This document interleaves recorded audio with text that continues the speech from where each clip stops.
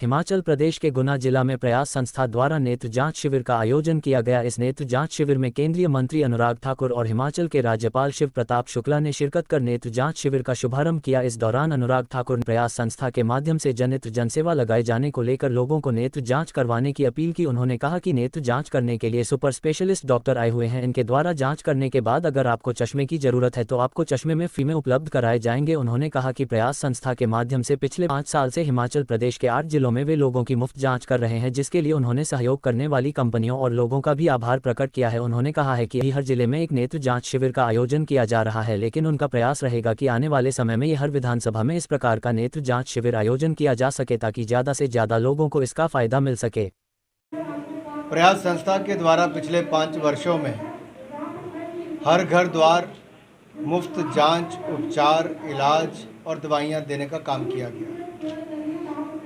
प्रदेश के लगभग 7 जिलों में 32 ऐसे मोबाइल मेडिकल यूनिट्स यानी कि अस्पताल, डॉक्टर, फार्मासिस्ट, टेक्नीशियन सब हर नई पंचायत में हर रोज़ जाते हैं। लगभग 8 लाख लोगों को मुफ्त में जांच और उपचार किया गया पिछले 5 वर्षों में।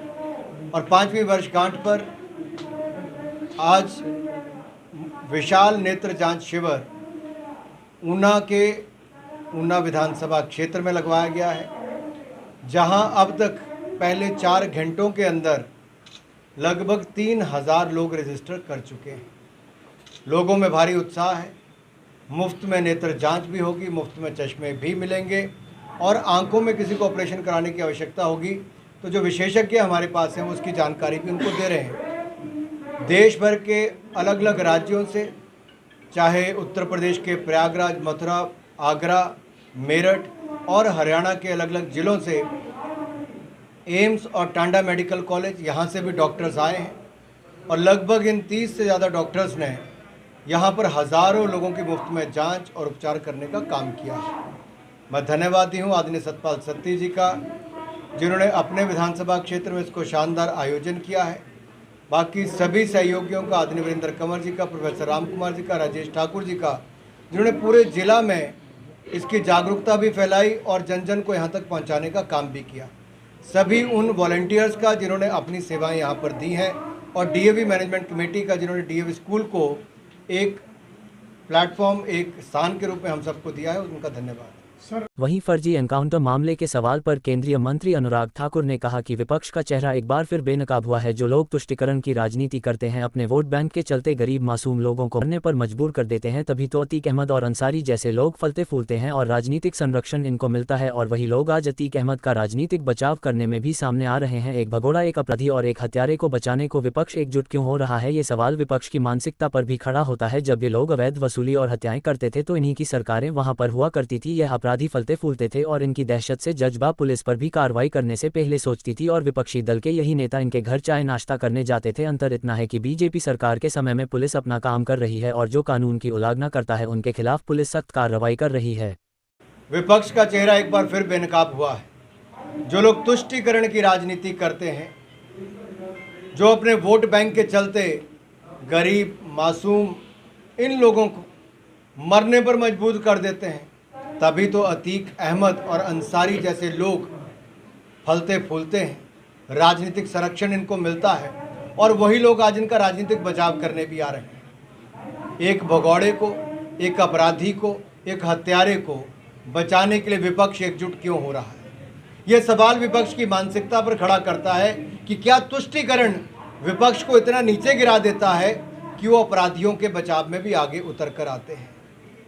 जब ये गरीब की या व्यापारी की या आम जनमानस की हत्याएं करते थे, वसूली करते थे, तब इन्हीं की सरकारें वहाँ पर होती थी और ये अपराधी पनपते थे, फलते फूलते थे और इनकी दहशत इतनी होती थी कि जज तक मुकदमे सुनने के लिए तैयार नहीं होते थे, पुलिस वाले कार्रवाई के लिए तैयार नहीं होते थे और विपक्षी दल के यही नेता इन अपराधियों के घरों में चाय नाश्ता करने जाते थे। अंतर भारतीय जनता पार्टी में इतना ही है कि यहाँ पर पुलिस ने अपना काम किया है और जिन लोगों ने कानून को हाथ में लिया था, कानून ने अपनी ताकत उसको दिखाने का काम किया है। यहाँ पर पुलिस कार्रवाई को जहाँ स्वागत करना चाहिए था, वहाँ विपक्ष लामबंद हुआ है अपराधियों के साथ। यूडीसी के साथ षड्यंत्र के तहत उन्हें ये सदस्यता रद्द करने तक पहुंचाया, क्या कहें? संवैधानिक संस्थाओं पर प्रश्न चिन्ह खड़ा करना ये कांग्रेस की बुरी आदत बन गई है। जो पार्टी 60 साल सत्ता में रही वही संवैधानिक संस्थाओं पर प्रश्न चिन्ह खड़ा करे, कभी इलेक्शन कमीशन पर, कभी कोर्ट पर, कभी दूसरों पर। आखिर हो क्या गया कांग्रेस पार्टी को? दिवालियापन के नेतृत्व का आ गया। पचा नहीं पा रहे कि एक परिवार को सजा कैसे हो गई। लेकिन देश को मैं बताना चाहता हूँ, ये परिवार को पहली बार नहीं हुआ है।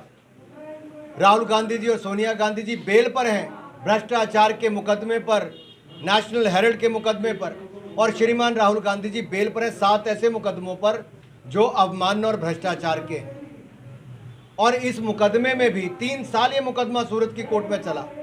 राहुल गांधी जी ने पिछड़े समाज से माफ़ी नहीं मांगी, अपना अहंकार दिखाने का काम किया है।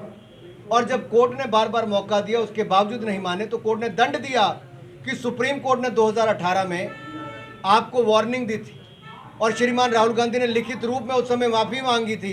जो आज कहते हैं ना कि गांधी माफ़ी नहीं मांगता, उस समय मांगी थी और उन्होंने तो मांगी ही। पंडित नेहरू ने नाभा जेल में रहते हुए माफ़ी मांगी थी, तब जाकर वो वहाँ से तड़ी पारी से बाहर निकलकर उनको छूट मिली थी। उनके लिखा हुआ है। मैं फिर राहुल गांधी जी पर आना चाहता हूँ कि राहुल गांधी जी, जब आपको 2 साल की सजा सुनाई गई, आप अयोग्य उस समय घोषित हो गए थे। आपको कोर्ट जाना चाहिए था, आप नहीं गए। आपको पिछड़े समाज से माफ़ी मांगनी चाहिए थी, आपने नहीं मांगी है। अब यह अहंकार किस बात का है?